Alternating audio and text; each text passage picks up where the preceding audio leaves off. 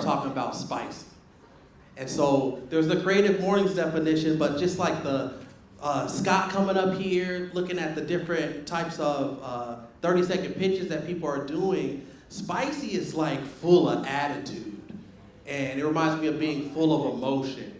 And getting up here, and when I say doing what you want to do, I mean like really being comfortable in who you are, to your essence. Wherever you go, bringing yourself in every room is a spicy thing to do. And I think we've all experienced that when we've gone into rooms and felt like we've had to alter ourselves. We've had to dim down the spice and the flavor that we bring to those rooms. But the definition that we have going out globally is, it's said that variety is the spice of life. When we open up, trying new things and bold taste, we invite depth and originality into all of our creative endeavors.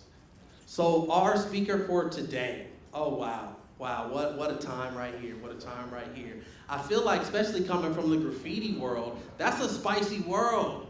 That's a spicy world right there, saying what you want to do, putting it in places that you're not supposed to put it, maybe doing this fast, doing this in legal and illegal ways. And the speaker that we have today has done that and then some. We're talking about a 35-year career and then. But we're excited to have the legendary Dave Persue to the stage. Make some noise for Dave.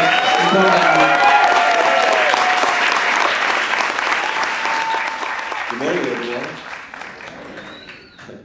I'm Dave Persue. It's crazy. When you said my name, oh yeah, that's me. Thank you for being here. Yeah, we appreciate you being here. And so I'm sure the audience, if you've been here before, you know this is a different type of format. And so we're going to do interview style. We don't have that long because, like I said, 35 years in a 20-minute conversation. Right. It's kind of hard to do, but... I appreciate you seeing me through it. Oh, yeah, that's a lot. Helping me go through it, because it's a lot. I get lost in it sometimes. Yeah, and I'm so curious to learn more about you. So maybe we start in origin stories. Tell us a little bit about yourself, if they don't know. I'm an artist here, born and raised in San Diego. Grew up in a house full of kids. I'm one of 6 kids. I was recognized as an artist by my grandmother and my mom at an early age, I'd say around 4 years old, when they really started encouraging me to produce art. I'm from a family of artists and painters and directors and producers, and I was real fortunate and privileged in that sense to have had that on my side, and when they recognized that, they fed that energy. How did they feed that energy? Like, when did you get started, and what was your first platform to get started? Well, I think that it was illustrating, and so first it started in journals, but many years later, when I eventually stepped into the graffiti world in 1988, I got in trouble. I got caught on the freeway doing graffiti. And my grandma, I was living with my grandmother at the time, and rest her soul, God rest her soul, She came out to pick me up at 3 a.m. on a school night. And, I'm in the car driving home with her, and I'm just like, do I have to go to school tomorrow? She's like, of course you've got to go to school tomorrow. What do you think this is? So the people that I was hanging out with at the time, they wanted me to stop hanging out with them because I was doing illegal stuff on the freeways. And they didn't like that. And it was dangerous. And when I showed them what my intention was and I shared with them the art aspect of it, it was like an aha moment. And then they started buying me spray paint for Christmas and spray paint for birthdays and stuff like that. So it's really strange, and you have your parents and, buying you this stuff or, to gas it. I love the perspective that you come from, because you feel like a natural creative, and we always try to pick out the good things. You're like, your grandma's picking you up at 3 a.m. and you're like, do I have to go to school tomorrow? That might be a good thing right there. Right. Is it hard to explain graffiti as like a upper echelon type of artwork to people? It was a long time ago. I think people really understand it more these days because of all the information out there. But coming up in the 80s, and I can only imagine, our predecessors, the children that invented the art form in New York and Philly, what they were faced with, I don't think they really cared. I think it was just a matter of creating this language and this aesthetic, and it was exciting, and there was a lot of energy and risk taken for the art of getting up and doing it in a stylized way. What was the other part of the? Explaining to artists, because I imagine in San Diego. Oh, they hated us. They hated us. We were criminals and gangsters, and some of us were. But it's true. We create art crimes. When we make a decision to go out and spray paint on a building or an overpass or something like that. So it was just something that, I don't know, it was the sign of the times. It was everything that was happening in the 80s and being presented. It was this movement was seeping into the cracks of every part of the city and the West Coast. It finally had arrived in the 80s. To talk about the 80s and kind of that time period, how did skateboarding influence you? And could you tell the audience a bit about your legendary involvement in skateboarding? Yeah, well, I was introduced to skateboarding as a kid when, in the 80s, I wanted to skate just like all my friends did, but I had to hide the fact that I was skating. My mom had conjured up this idea that that the number one reason for kidney transplants was due to skateboarding accidents. And so, being a 10-year-old, 11-year-old kid, when all your friends are skating, they seem fine, it just didn't make sense. But I had to respect that. But what I did is I would be handed down skateboards from my friends that were done with their, they were moving on to a new setup. And so I was handed down skate shoes and skateboards, and I'd have to hide these in my friends' garages. So every time I came home with road rash, I would just tell my mom I fell off my bike. But it was really me eating shit on the skateboard. So in 91, I had a chance conversation with a young Ken Block, rest in peace to him. 43. Yeah, 43, that's right. And he had a small t-shirt company, and this t-shirt company was named 8 Ball. But they had Drawers as well, which was at that time just a t-shirt company. And him and Damon Way had big dreams with those brands. And I just had a conversation with him on the phone, and I was working at Subway Sandwiches, and I did, he was like, well, if you draw something I like, I'll put it on a t-shirt. And I was like, oh, as a graffiti writer, oh, this is great. I get to share my work with a greater population, more people will see my stuff. And so I drew this drawing on a Subway napkin, and I gave it to him, and he put it on a t-shirt, and it did amazing. And it led to the door opening wide open for me to step in and into the skateboard industry. And I started working with him in around 92, and we did Drawers, and we established Dub brand weather gear, and then eventually we launched DC Shoes. So I was their founding artist for all that stuff. And jumped around the industry for about 25 years. I worked with Brian Reed, and we launched Osiris Shoes, which was a lot of fun. I spent a lot of years designing and developing footwear with him, and did some stuff with Muska, we did Circa and stuff like that. So I did a lot in skateboarding. I didn't realize how much it was until many years later when I look at the body of work and I look at the logos I designed and the names I created, and I share it with people, and it blows their minds, and then it blows my mind. It's oh, whoa, that was me. But I was just a kid, I didn't go to school for it. I just sort of stepped into it because there was an opportunity and I had the talent. The issue was I didn't see that talent. I didn't know my worth. And I didn't know my worth for many, many years. It took me a long time to find that. But when I did, I became more powerful, and that was like would become the next chapter in my art career. So you heard what you heard right there. DC, Osiris, these are things that we've all seen our whole lives. So let's take some time and make some noise for that. That's incredible. That's incredible. Thank you. I didn't do it alone. There was amazing players behind all that stuff, you know. But they turned to me for the talent.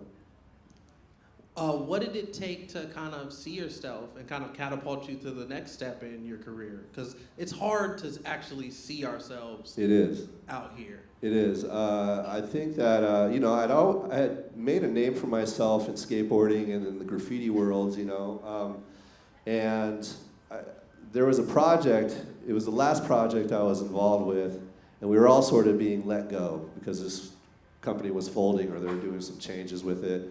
I was the acting president for this company, and I was faced with being unemployed for the very first time in a 25-year career, and I fell on my face. There was a colleague of mine, a peer of mine, who said to me, "At least, hey, Persue, you could fall back on yourself.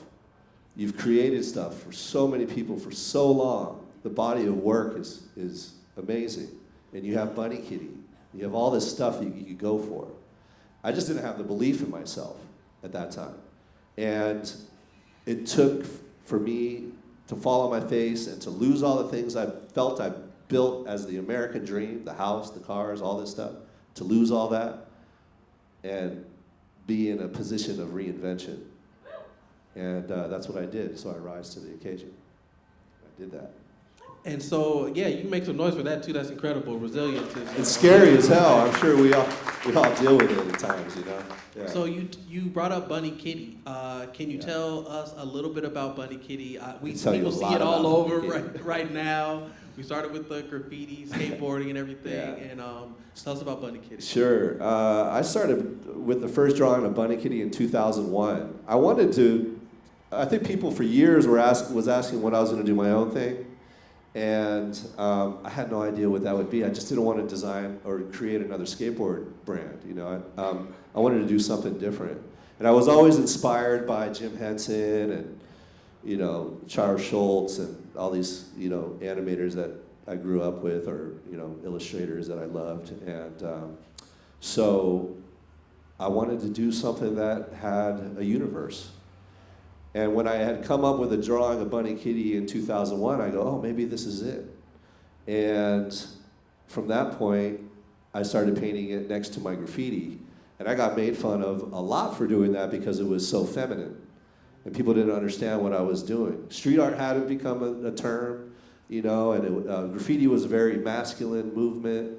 And so there was people didn't understand it. But I also had a lot of support from my mentors.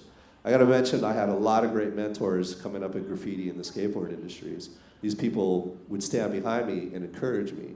And so when I was getting encouragement from these people to pursue Bunny Kitty, and they saw what it could be, and they know my history, they were like, you got to go for it all the way. And so, you know, through the years, you know, I enlisted the help of my late mother, who we collaborated on the first book, The Origins of Bunny Kitty.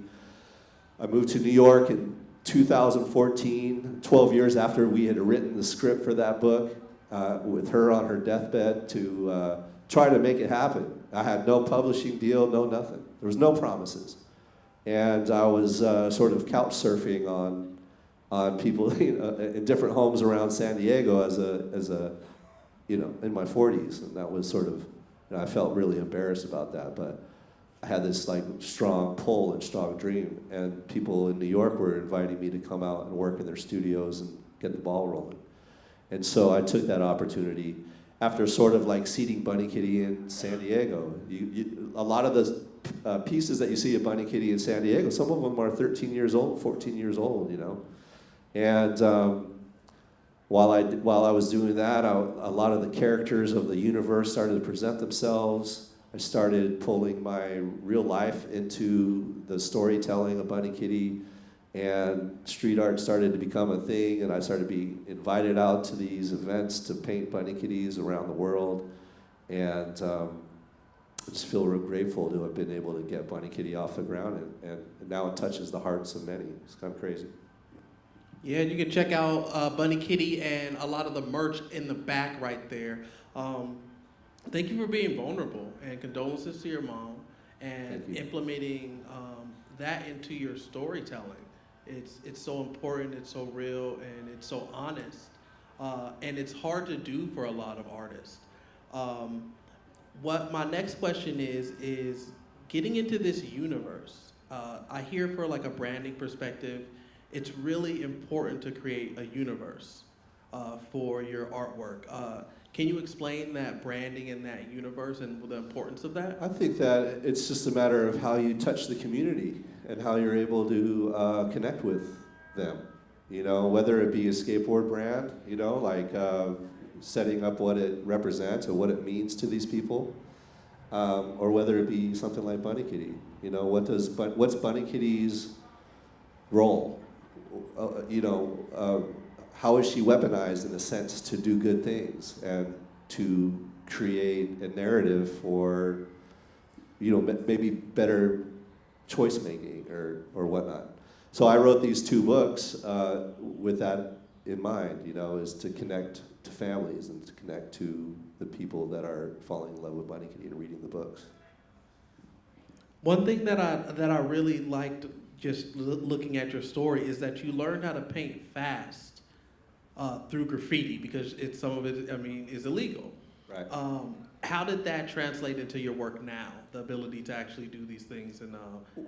Well, for the murals, it's great because I could get a mural finished in a matter of days as a matter of weeks, and I'm really proficient with a spray can and whatnot. But when it comes to the fine art and doing the paintings, you know, those are pretty brutal. So sometimes those take, you know, weeks or months even, you know. The first book, The Origins of Bunny Kitty, I painted every single page of that book. And I thought it would be a great idea, and it was now that it's behind me. But like when I got to the 24th painting and then I realized I had to do 4 more, I just didn't want to do it, but I had to do it, you know. Like these were excruciating because of the style and the aesthetic I chose to approach the work with. So it just really depends what I'm working on. But with spray paint, I'm real fast.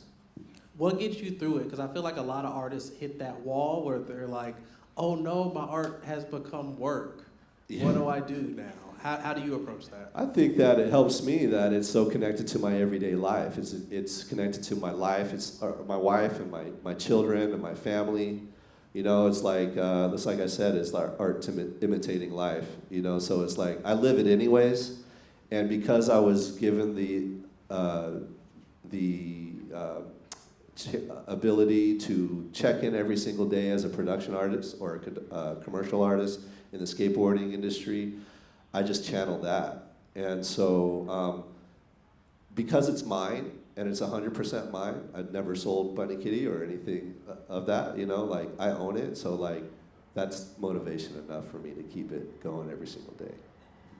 I love that. I love that. It's like the work is you. It's like the universe is your nebulous. Right. It's not too much made up. It's a reflection and it's connected to your family, to why you do this. And so there's a major purpose behind what you do. Right. And it's gotten you all over the world. You've done things in Japan.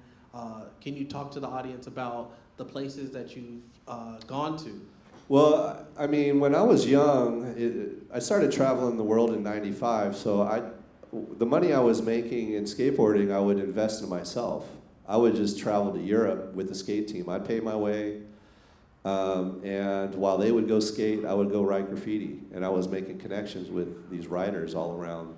We call ourselves writers, by the way. We write our names and style on the walls. We're kind of pigeonholed into the graffiti word, but we're known as writers. And so I would meet writers in different cities and make great connections while traveling there. And I would go out of my way to do that everywhere. And I started doing it in Asia. And then as everything started to, fall back into my body of work and revolving around Bunny Kitty and whatnot, just the opportunities to travel and do art shows in Taipei and Korea and Japan, like you mentioned, and France, and all over the United States and Canada and Mexico and all that stuff. It's been a real gift, you know, and I just feel grateful. And I just always mention that I haven't been alone in that journey. You know, there's a lot of players and people that are no longer with us, mentors and people that have always put me on their shoulders and recognize that talent and encourage me to do so. Because I suffer from imposter syndrome. I don't know how many people suffer from that here in this crowd, but you know, I mean, I deal with that as well. And a lot of people look at me as a success, and you know, to a degree, yes, but there's so much more to do, and you know, sometimes I just have to check myself, and it's a good way of doing it. Well, yeah, you've kind of been a legend. I've kind of been goaling to be a version of you. Because I fell in love with streetwear probably around 2008. Right. And I think you were someone that I had just always seen around. And I just always wanted to be the guy that you just see around, but you don't know exactly how they're connected. And you have to just figure it out, like, wait, I see them doing the mural or something like that, or connected here. And so I didn't realize how much input we had in fashion, what it would become, because we were inspired by Polo and Tommy Hilfiger and all that stuff, you know. And then for the tables to turn, and then Virgil Abloh's being like, oh, we love drawers, we love DC, we love Osiris, you know, like, what is that that's like? our jam. And we're like, oh, whoa, like, he grew up looking at our stuff. He grew up looking at CCS. We were just kids. Nobody told us what to do. You know, the owners of the companies were like, oh, we need a new shoe design. And okay, well, I'm gonna go design a new shoe. See what happens. And it started on like not starting there, but a Subway napkin. Yeah, a Subway napkin, you know, which I still have in my archives, which I've been able to carry all this stuff with me. And so you just had an art exhibit at Art Produce. Can you tell us a little bit about that? Yeah, it was titled Life Contract, and Life Contract, I feel, is something that we're all given in life, you know? It's like, what's your purpose? You know, ask yourself. And so I've discovered that my purpose is to create art, to connect with people, and to try to bring people together, you know, through it. And so I displayed a lot of the archives and the evolution of my work. I displayed a lot of the mentors and players that I was involved with through those formative years, all the way up to the early drawings of Bunny Kitty and the evolution of Bunny Kitty into the abstractions of my work as well.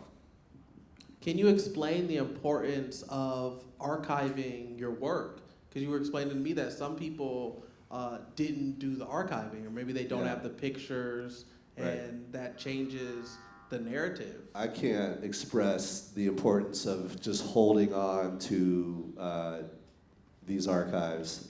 It's funny, when I met my wife, she's like, why do you have all this stuff? Let's sell it. I didn't know. She didn't know. And as we got to know each other, and she got to know who, you know, where I was coming from and what I was involved with, she started to figure out, oh, this stuff's really important. And as people were starting to dive back into the 90s and fashion, they, you know, a lot of my DNA is wrapped up in that with my peers, my friends. So I'm proud that I have those pieces. I think they're really important. I have a lot of it. And I hope the show Life Contract at Art Produce was a small glimpse. I'm hoping to show the broader picture in a larger, you know, institution at some point, or in a book form. Oh, in a book. You're not new to this, you're true to this, right here.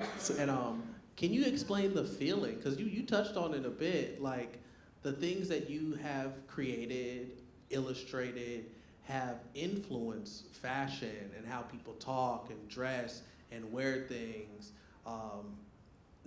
till this day, and it's going to continue to inspire people. What does that feel like? Well, I try to stay humble because, you know, I was influenced by what was coming out of New York and music, and also what was coming out of even Manchester in the 80s, the music scene of Manchester. Like, I love Factory Records and Joy Division and the Smiths, and New Order and all that stuff, and Peter Seville, the designer of all those record sleeves. So, I'm just part of the ripple, but I just so happen to have been able to put my 2 cents in it. So I just feel grateful to have had that chance. We are here for the ride. We're going to check out those shows, and I cannot even express how honored I am to have you on this stage and to share this conversation in a public space. Yeah. The feeling is mutual. Thank you, Ramel, for the opportunity. And everyone at Creative Mornings, thank you so much for this. And my wife for making the phone call. Oh, yeah, Allie right there. That's right. It takes a village. It does. Make some noise for Dave.